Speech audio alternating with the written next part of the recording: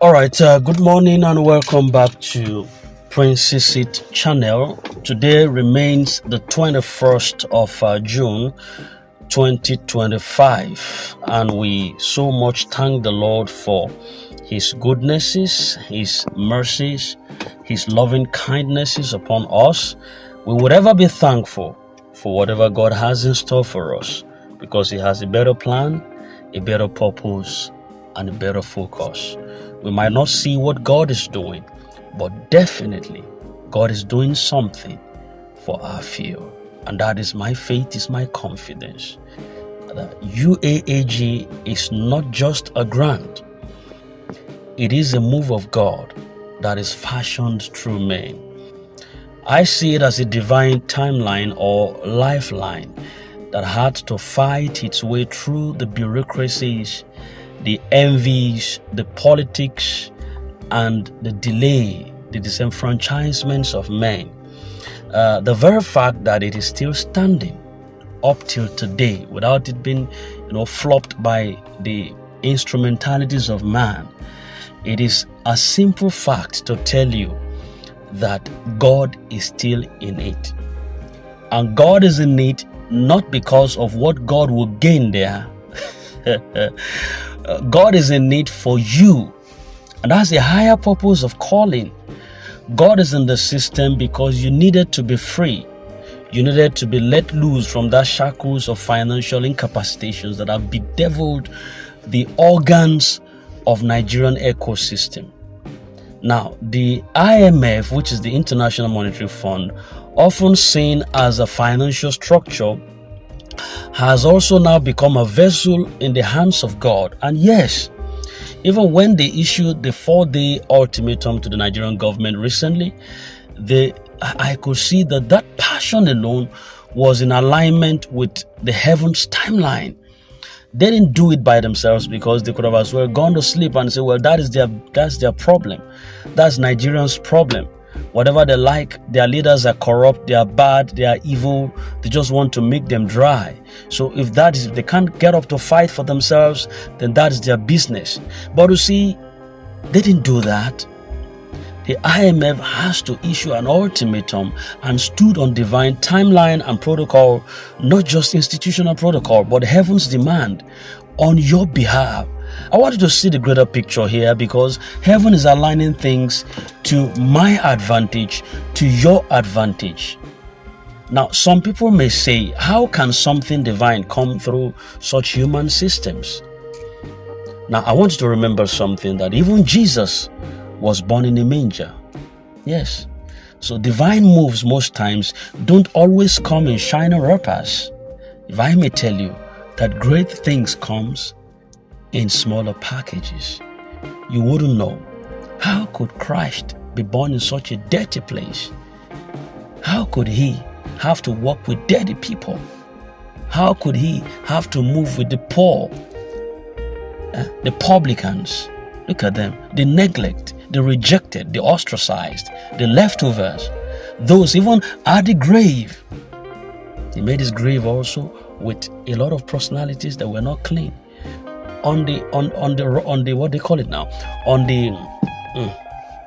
remind me, while he was hanging there on the cross, thank you. The cross was an emblem of persecution, an emblem of sorrow. But look at him, right, hanging there. The heaven rejected him because he was carrying the burden that was too much for him. That heavens couldn't see that as a gain. They rejected him because of the sins of the world. The earth rejected him, worthy to stand amongst us. And he was hanging in between the heavens and the earth. And he was hanging between sinners, two sinners. Look at him, all around him. Right at his birth, there was a definition. He was here to identify with the poor. He was here to make the poor to be rich. So they became poor so that you can become the righteousness of God. He made himself of low reputation so that you can have his own reputation.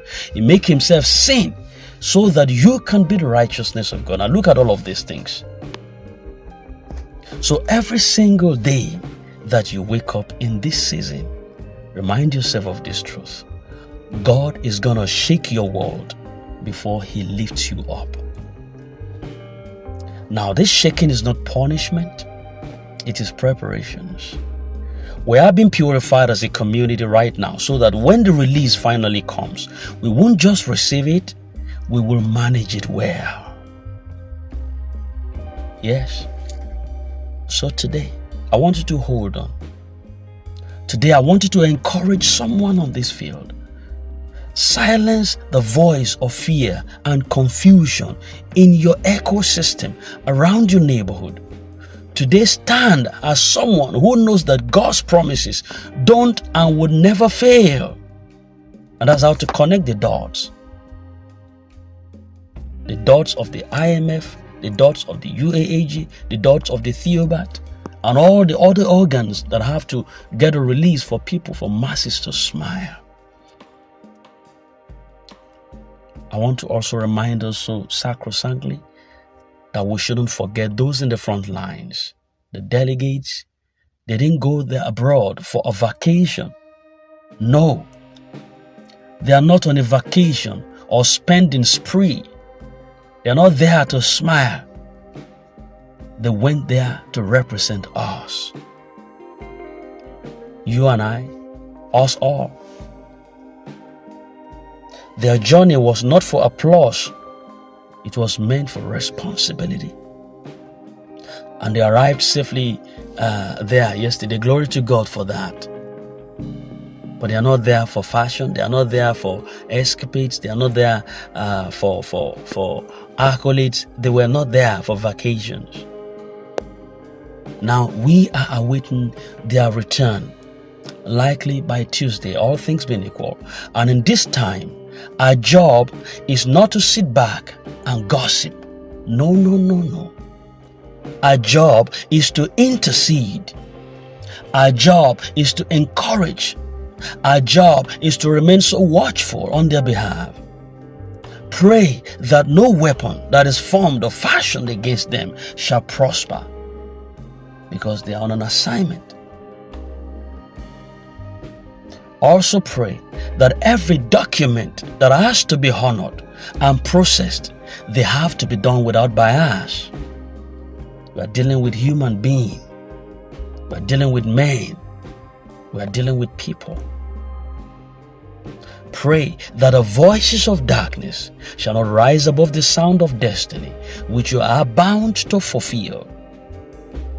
It's our collective responsibility. It's our collective effort. It should be our collective prayers. This is Prince's Seat. In case you're new here, do kindly please subscribe. You have got to hit the bell so that you don't miss out on vital updates. I'm just going to be with you in a moment. Don't touch that dial.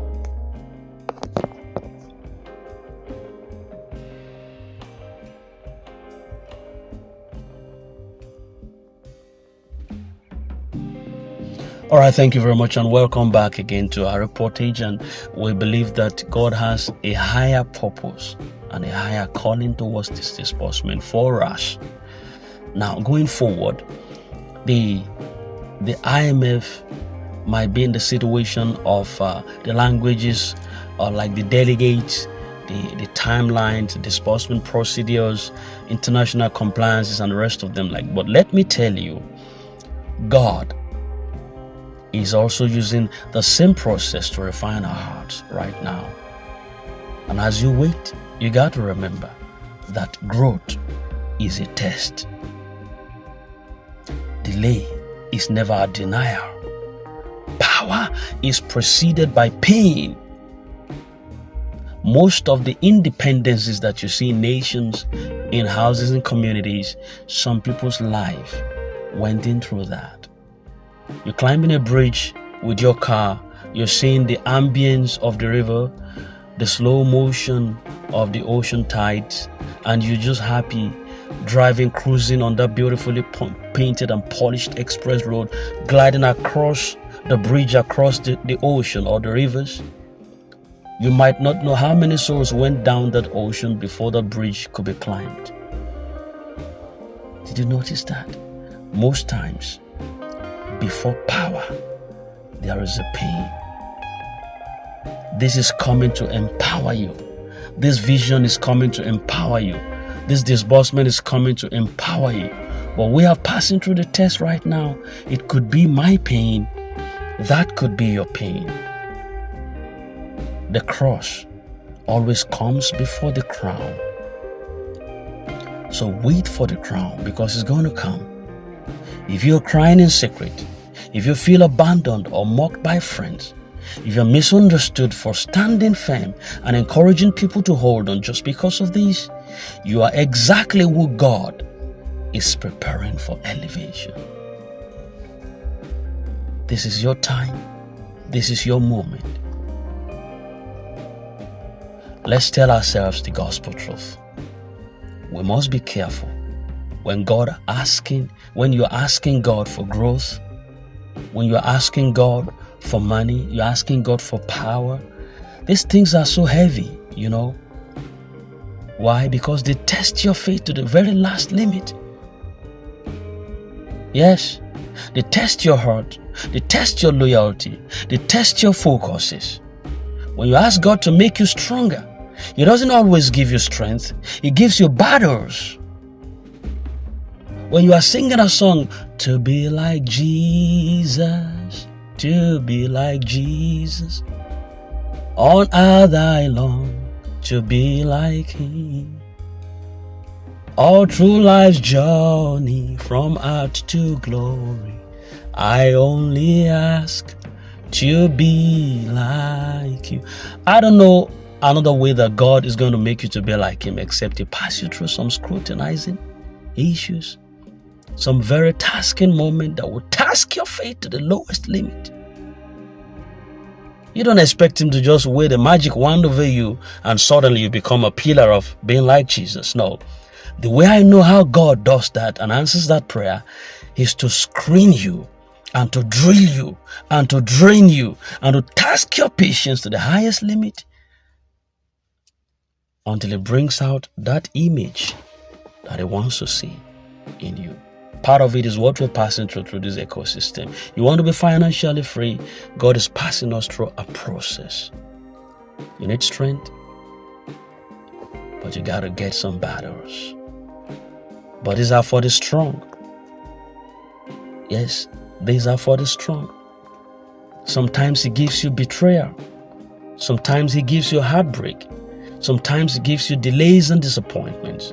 Not because He hates you, no, but because He's preparing you.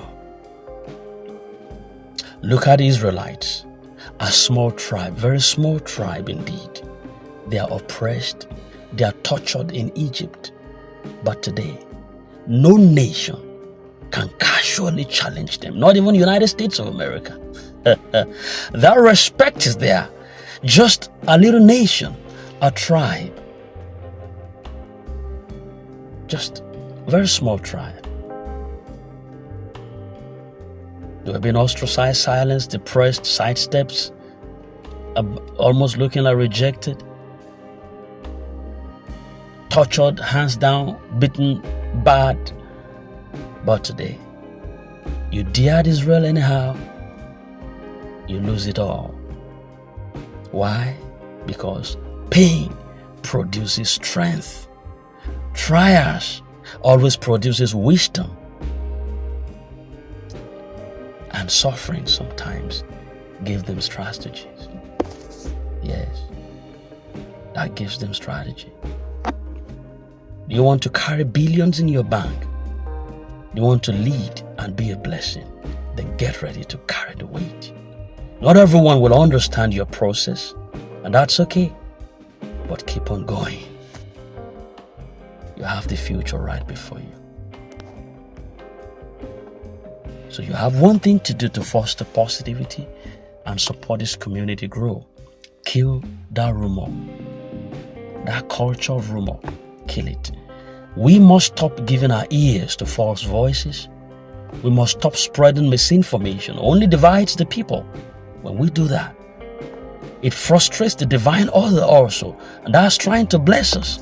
You're going to frustrate what is the arm that is trying to bless you. If you're strong, strengthen the weak. If you know the inside story, use that to give people hope, not pride. when someone is ready to give up, you should be the anchor that they need. Don't be the reason that they walk away from the promise. Celebrate the progress of others, not just the completion that we're in expectation of. For instance, the safe arrival of the delegates abroad is a progress. It's progress. The fact that IMF sent a firm ultimatum and stood by it is a progress. The fact that meetings were held in the villa, even if tense, that's still a progress. Yes, it's real, it's honest, and it's so timely. So let's be very real. A lot of people are praying for millions right now. But are you ready to carry the weight that comes with it?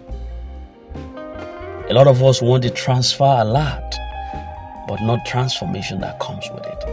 A lot of us want power, but we don't want to go through the pressure that shapes the characters. A lot of us want influences, but not the seasons of obscurity that teaches us humility behind it. And that's why God delays sometimes. That's why sometimes when IMF has sent a framework of something, or when the UAAG grant has passed all the bureaucratic blocks and bottlenecks, the release can still seem a little bit far off. It's because God is still working on us. All of us put together, still working on us. Let us not be destructive in our ways. Destructive behavior during moments of divine testing only prolongs the process. Yes, the disbursement is bound to come. Yes, the delegates have traveled and on a mission. Yes, the IMF's hand is actively involved. But the manifestation of the blessing that we've been crying for would be received fully by those who know how to wait with characters, not chaos. It has to be. It has to be. It has to be. I'm speaking to you this morning. You've had 1,000 updates. You've seen timelines come and go. And maybe deep inside of you, you're asking, when will this end? When will I finally see the manifestation of all these promises? You're asking yourself. But listen, you're not alone. And that's exactly why I'm telling you this morning. This isn't just motivational. It's a call to faith, to understanding during this disbursement season, especially as we reflect on the UAG given timeline, the IMF's intervention, and what it truly means to grow, what it really means to receive the blessings for ourselves and handle what we've been praying for. Yes, you're not alone. God is with us. You're tired, yes. You're disappointed, yes. You're confused, yes. You've had it time and time again, yes. But your good money is about to break. God is not silent. Understanding the delays, disappointments, and divine setups in the UAAG or IMF grant timeline is a blessing. You got to understand. That is a blessing. I rest my case. I'll come your way again, but you got to catch up with this. And so God bless you. Subscribe to our channel for regular updates and content that has a meaning to your life. I love you, and God bless you.